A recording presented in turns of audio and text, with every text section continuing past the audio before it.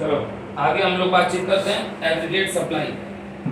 जैसे aggregate demand थी, तो एग्रीगेट डिमांड में सारे फाइनल गुड्स एंड सर्विसेज की डिमांड किसकी तरफ से थी? कंज्यूमर सेक्टर की तरफ से थी। एग्रीगेट सप्लाई में किसका होगा? एग्रीगेट सप्लाई की मीनिंग है मॉनेटरी वैल्यू, ठीक है। मॉनेटरी वैल्यू मतलब फाइनेंशियल वैल्यू। जैसे कि अगर मैं प्रोड्यूसर हूँ और मैं गुड्स एंड सर्विसेज बेच रहा हूँ, तो मेरे हर गुड्स एंड सर्विसेज की क्या क्या वैल्यू है, और कौन से गुड्स एंड सर्विसेज कंसीडर होंगे सिर्फ फाइनल, ठीक है। फाइनल गुड्स एंड सर्विसेज क्या होंगे सर? कंसीडर किए जाएंगे। दैट अ प्रोड्यूसर इज, देखो सप्लाई कौन करेगा? Producer. That a producer is, आगे वाला जो वर्ड है वो सबसे इंपॉर्टेंट है, विलिंग टू प्रोड्यूस। जो एक प्रोड्यूसर प्रोड्यूस करने को तैयार है, प्रोड्यूस कर रहा है की बात नहीं हो रही है, हम किसके बारे में बात कर रहे हैं? विलिंग टू प्रोड्यूस, उसकी इच्छा है, ठीक है। यानी कि प्रोड्यूसर के अंदर, हमने जब एजम्पशन लास्ट टाइम में लिखा था 10 या 11 कुछ एजम्पशन लिखे थे ना, इसमें एक एजम्पशन ये था कि इकोनॉमी में जो प्रोड्यूसर सेक्टर होता है वो इतना कैपेबल होता है कि वो कोई भी प्रोडक्शन, किसी भी मतलब जो भी डिमांड आएगी उस डिमांड को वो फुलफिल करने के लिए कैपेबल होता है, ठीक। Willing to produce in an economy during a given period of time. Aggregate supply का फार्मूला क्या है सर? जैसे एडी का फार्मूला था, इसको भी थोड़ा साइड करो। एडी का फार्मूला क्या था? हाँ, एएस का फॉर्मूला क्या है? लिखा हुआ है बोर्ड पे। और एक अब जानने की चीज, जो ये ब्रैकेट में है, एएस किसके बराबर होता है? वाई। वाई मतलब इनकम। यानी कि मैक्रो इकोनॉमिक्स में एएस का मतलब क्या होता है? एनवाई। एनवाई मतलब, एएस का मतलब क्या होता है? हाँ, फुल फॉर्म नहीं पूछ रहा हूँ, एग्रीगेट सप्लाई बता रहे हो। Aggregate supply is equal to क्या होगा? अपने आप क्या होगा? नेशनल इनकम के बराबर, क्योंकि जितने का गुड्स प्रोड्यूस होगा उतने ही का गुड्स बिकेगा, तो रियल फ्लो, मनी फ्लो जो है वो अपने आप क्या होगा? चलता रहेगा। तो एग्रीगेट सप्लाई किसके बराबर होगा? National income. उसको हम इंडिकेट किससे करते हैं? वाई से। यहाँ देखो है। अब एएस का फॉर्मूला क्या सर आपने बताया? सी प्लस एस, जिसमें AS is equal to y is equal to क्या कर सकते हैं? या चलो ऐसे मत लिखो, इसको ऐसे लिखो AS स्लैश वाई। अगर मैं ये लिख दूं तो कोई दिक्कत? दोनों पे एक ही बात है ना, चाहे किसी को AS कहो चाहे किसी को वाई कहो, दोनों की मीनिंग अब एक हो गई। AS slash y is equal to formula क्या सर आपने बताया? यही फॉर्मूला है। यहाँ पे C मतलब क्या है? Consumption expenditure. एडी में पढ़े थे सी, तो एडी में भी पढ़ लिए थे। एडी में पढ़े थे आई, आई का मतलब आ गया था, और यहाँ पे एस, एस मतलब क्या है? ठीक है। तो अगर y इज इक्वल टू, यानी कि s is equal to c plus s है, तो हम y is equal to c plus s भी कह सकते हैं कि नहीं कह सकते हैं सर? हाँ, कह सकते हैं। y is equal to c plus s, income की वैल्यू क्या होगी? हमेशा C प्लस एस के टोटल के बराबर होगी। ये बात है, हमेशा होगी, हर लेवल पे होगी। अब इस फॉर्मूले के बेस पे मुझे बताओ C का फॉर्मूला क्या होगा? y माइनस, इसी फॉर्मूले के बेस पे बताओ S का फॉर्मूला क्या होगा? हाँ, ठीक है, इतना नोट करो। फिर वही जो पुराना चार्ट था उसी चार्ट को फिर से दोबारा बताएंगे और उस पे आगे की चीजें देखेंगे। देखो, पिछले टाइम में अभी हमने बात की थी कि मतलब पिछला जो हमने टेबल देखा था, उस टेबल में हमारे पास दो चीजें थी। क्या क्या था? एक y था और एक c था तो i भी, मगर i से कोई लेना देना नहीं है, तो अभी i को छोड़ देते हैं। मगर ये दोनों तो था, सेम पैटर्न पे था। y में जो थे वो इक्वल चेंजेस थे, 0, 100, 200, 300, 400, 500, 600, 100 का। c 0 पे 40 था c बार, और उसके बाद 80 का चेंज था, क्योंकि एजम्पशन कहते थे कि इनकम में ज़्यादा चेंज आएगा और कंजम्पशन में कम आएगा। तो कंजम्पशन में हर बार 80 का चेंज आया, 40, 120, 200, 280, 360, 440 और 520। सही। अब सर अभी थोड़ी देर पहले बोर्ड साफ करने पहले मैंने तुमसे S का फॉर्मूला बोला था। क्यों? क्योंकि y का फॉर्मूला क्या होता है? C plus S.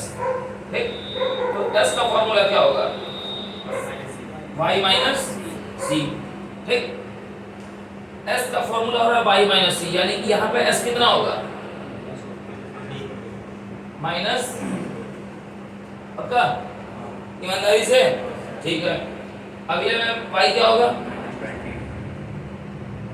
उसके अगले में वाई क्या होगा, उसके अगले में, चलो मैं +20 लिख दूं तो कोई दिक्कत, फिर उसके अगले में 40 होगा, मैं +40 लिख दूं कोई दिक्कत, उसके अगले में और उसके अगले में। हम अगर ध्यान से देखें तो y में भी आने वाला चेंज एक कांस्टेंट बेस पे आ रहा है, 20 का ही सही मगर आ रहा है, इसी आ रहा है जी। अब y = c+s होता है और c+s मिला के किसका फॉर्मूला होता है, c+s और किसका फॉर्मूला होता है, यानी कि as का, y = c+s या c+s = as। अब हमारे पास c है, हमारे पास s है, as निकाल लें, हैं? बताओ भैया as कितना आएगा, मुन्ना बोर्ड पे देखो, c+s 40 - 40, अरे वाह, अरे जय हो मैथमेटिशियन की। 40 - 40 किसी में कौन बोल रहा है 40, मत बोलो भाई, 40 + -40 तो 0 ही ना होगा, कौन प्लस कर दिया है, मेरी आत्मा का परमात्मा से मिलन करा के मानोगे तुम लोग, हैं? 120 - 20 200 + 0 280 + 20 360 + 40 440 + 60 और this + that। थोड़ी देर पहले ये भी सर आपको बताया गया था कि y = क्या होता है, क्या दिख रहा है, हर जगह दिख रहा है, बोलो भारत माता की जय, लिखो इसको, देखो ये हो गया और ये हो गया, दो चीज, ठीक। y की लाइन कहाँ से शुरू हो रही थी, पिछले भी डायग्राम में 0 से, ओरिजिन से, और बना रही थी कितने डिग्री का एंगल, 45 डिग्री का एंगल, ठीक है। c की लाइन जो थी वो किस पे शुरू हो रही थी, y एक्सिस पे, क्योंकि c जो है वो 40 से शुरू ही हो रहा था। अब ये देखो 0 से और 40 तक की जो डिस्टेंस है, ये मैंने मार्क किया हुआ है, दोबारा मार्क कर दे रहा हूँ, इसको क्या कहते हैं हम, c बार कहते हैं, ऑटोनॉमस कंजम्पशन, ये वाला पार्ट, ठीक है। अब ये हो गया 40, फिर c जो है, ये जो c की लाइन, ये वाली लाइन है, ये वाली जो लाइन c की है वो y से इंटरसेक्ट हो रही है कहाँ पे, पॉइंट b पर, ठीक है। चलो सर ये तो पिछली बार भी वाला हो गया, आते हैं s पर। सेविंग की शुरुआत कहाँ से हो रही है, निगेटिव से, यानी कि ओरिजिन से नीचे भी लाइन बनाओगे कोऑर्डिनेट में, ठीक है। अब -40 शुरुआत हो रही है -40 से, यानी ऊपर जितना लोगे उतना ही क्या करना पड़ेगा, नीचे भी। ये कौन सी जगह है, -40 की, ठीक।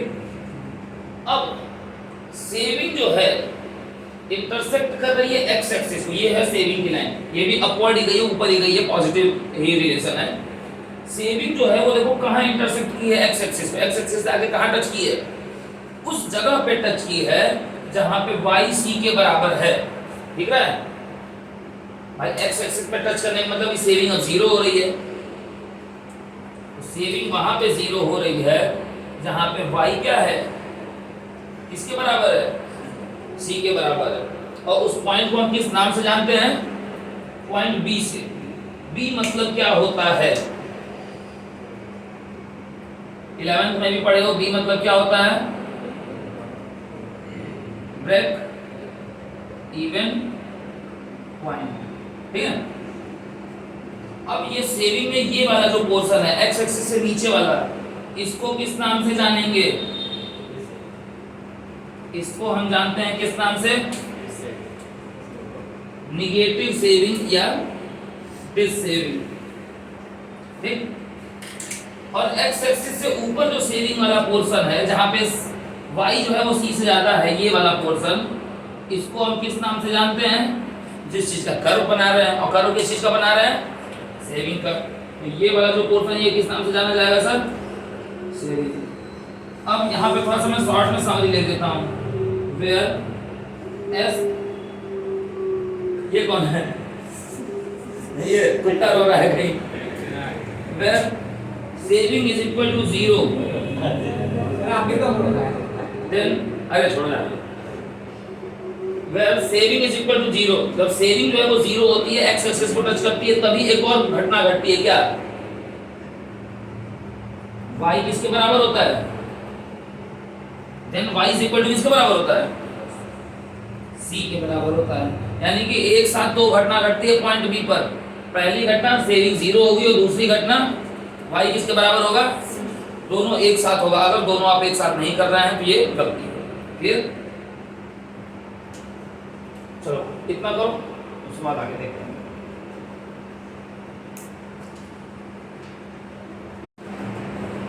आज का अंतिम टॉपिक क्या लिखा है भाई, कंजम्पशन फंक्शन। ठीक, जैसे 11th में थे तो इकोनॉमिक्स में डिमांड फंक्शन पढ़े रहे होगे ना, तो dx is equal to function of, फिर px, pr, yt, e, yd, ऐसे तमाम चीज रही होगी। कंजम्पशन फंक्शन यानी कि कंजम्पशन के जो प्रोसेस है वो काम कैसे करता है, इसी को और किस नाम से जानते हैं, प्रोपेंसिटी टू कंज्यूम। तो पहले प्रोपेंसिटी टू कंज्यूम की मीनिंग जान लें। प्रोपेंसिटी टू कंज्यूम की मीनिंग यहाँ नीचे है, क्या लिखी हुई है sir, proportion of income used for consumption purpose. Income का वो प्रपोर्शन, वो हिस्सा जो हम इस्तेमाल करते हैं किस चीज के लिए, कंजम्पशन करने के लिए। एक मिनट, ठीक है, जो हम यूज करते हैं किस चीज के लिए, कंजम्पशन के लिए। अब यहाँ पे कंजम्पशन फंक्शन की इक्वेशन बताई हुई है, क्या है, C मतलब consumption is equal to function of y। यानी कि कंजम्पशन किस पे डिपेंड है, कंजम्पशन किस पे डिपेंड है। अगर इनकम नहीं होगी तो कंजम्पशन कर पाओगे क्या, एक बार ना, हर बार कर लोगे क्या, अरे पहली बार 0 इनकम पे कंजम्पशन कर लोगे, उसके बाद हर बार इनकम 0 ही रहेगी, कंजम्पशन बढ़ाते चले जाओगे, क्या पॉसिबल है क्या। यानी कि कंजम्पशन का सीधा लेना देना किससे है, ये रिलेशन कौन सा निकला, पॉजिटिव रिलेशन निकला कि नहीं निकला, डायरेक्ट दिख भी रहा है बोर्ड पे ना, जैसे जैसे इनकम बढ़ रही है वैसे वैसे कंजम्पशन बढ़ रहा है, पॉजिटिव ही तो है। अब ये तो हम पढ़ चुके हैं, लगातार पढ़ चुके हैं भाई, अभी और भी 20 बार पढ़ना है, डोंट वरी, भागने का नहीं। अब आते हैं ये, चलो यहाँ पे छोड़ो इसको, ये तो दिया गिवन है। देख यहाँ पे आते हैं, प्रोपेंसिटी टू कंज्यूम कितने टाइप्स की होती हैं, कितने टाइप्स की होती हैं, 3, 2। पहला है एवरेज प्रोपेंसिटी टू कंज्यूम, और उसको शॉर्ट फॉर्म में क्या कहते हैं, APC। उसका फॉर्मूला क्या है, C/Y, कंजम्पशन बाय इनकम। दूसरा है मार्जिनल प्रोपेंसिटी टू कंज्यूम, ठीक है, इनकम में जो चेंज आया उससे कितना परसेंटेज चेंज तुम्हारी उसमें आया कंजम्पशन में, उसका फॉर्मूला क्या है, change in C by change in Y। ऊपर और नीचे दोनों फॉर्मूला वही रहेगा, ऊपर और नीचे दोनों में चेंज ऐड हो जाएगा क्योंकि मार्जिनल है ना। ठीक, अब सर तुम 3-4 चीजें चाहो तो निकाल लो, या यहाँ पे बोलो तो निकाल के दिखा दें, ठीक है। Y और C है तो हम APC निकाल लें, APC निकाल लें, चलो APC निकाल लेते हैं। APC का फॉर्मूला क्या लगेगा, C/Y, 40/0 इंफिनिटी, 120/100, 1.2, 200/200, 1, 280/300, कितना होगा, 0.93, 360/400 कितना होगा, 0.90, 440/500 ये कितना होगा, 0.88, और 520/600 ये कितना होगा,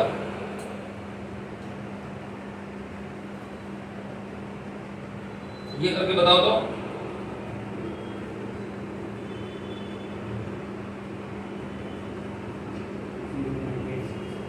$0.87 हो रहा है कि 866 हो रहा होगा ना, 87 होगा।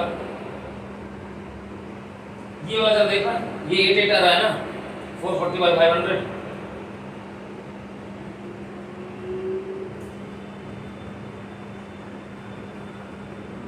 ठीक है, एपीसी मिल गया। ये सब याद रखने की चीज है क्योंकि अभी आगे काम आने वाला है, कल से लेके अगली क्लास तक में काम आ जाएगा। एमपीसी का फॉर्मूला क्या है? Change in c by change in y. तो पहले दोनों निकाल कर लीजिए मास्टर साहब। मैंने कहा ठीक है। अब कोड पे मुझे बताओ चेंज इन सी कितना है? पहले लेवल पे डैश कुछ नहीं है, दूसरे लेवल पे सी में आने वाला चेंज कितना है? हर बार 80 है।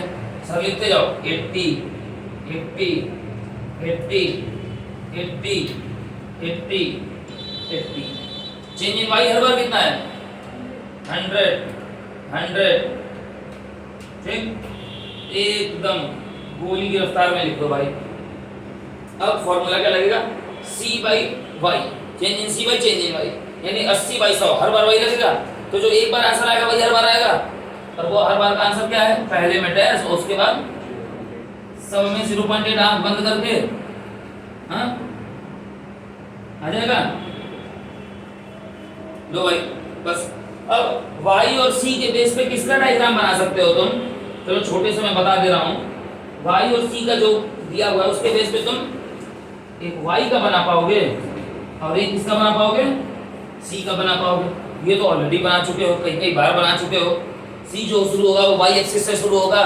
इतना वाला एरिया क्या कहा जाएगा? ऑटोनॉमस कंजम्पशन कहा जाएगा। ठीक, c और y जहाँ इंटरसेक्ट होगा उस पॉइंट को पॉइंट b के नाम से जानते हैं, उसको कहते हैं हम ब्रेक इवन पॉइंट। ठीक है, उसके बाद से y ज्यादा हो जाता है, c कम हो जाता है। उसके पहले y कम होता है, c ज्यादा होता है।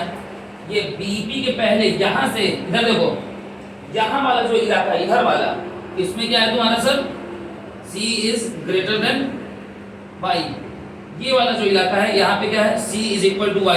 और इसके बाद वाला जो इलाका है यहाँ क्या है? y is greater than c। यही तीन चीज याद रखनी है। ठीक, यही तीन चीज याद रखनी है। ब्रेक इवन पॉइंट पे y c के बराबर है, ब्रेक इवन पॉइंट के पहले y छोटा है c से, और ब्रेक इवन पॉइंट के बाद y c से बड़ा है। दोनों का स्लोप क्या है? ऊपर है, यानी कि पॉजिटिव है। दोनों बढ़ ही रहे हैं। y कहाँ से शुरू होता है? ओरिजिन से। x एक्सिस से कुछ नहीं शुरू होता है। y कहाँ से शुरू होता है? 45 डिग्री का एंगल बनाता है। और c कहाँ से शुरू होता है? y एक्सिस से। दोनों पॉजिटिवली स्लोप्ड है। बस यही पॉइंट देखो, कितने पॉइंट बनाए? एक पॉइंट ये बना greater than is equal to less than, 3 point ये हुए। ठीक है, चौथा पॉइंट ओरिजिन से शुरू होना, 45 डिग्री का एंगल बनाना। पांचवा पॉइंट c y एक्सिस से शुरू होना। ठीक है, और छठवां पॉइंट दोनों का स्लोप क्या होना? पॉजिटिव होना। दोनों का रिलेशन। और चाहो तो एक असम्पशन बढ़ा दो कि y में आने वाला चेंज हमेशा c में आने वाले चेंज से क्या होता है? ज्यादा होता है। भाई 6 नंबर में अगर इस टॉपिक पूछ दें, ये बना के इनके मीनिंग एक्सप्लेन करके बुक में से, जो बुक में लिखा हुआ है, और उसके बाद ये 6 इनके आपस के पॉइंट बना दो। ठीक, चाहे एपीसी का चाहे एमपीसी का। क्लियर? चलो अब बाकी चीजें कल पढ़ेंगे आगे।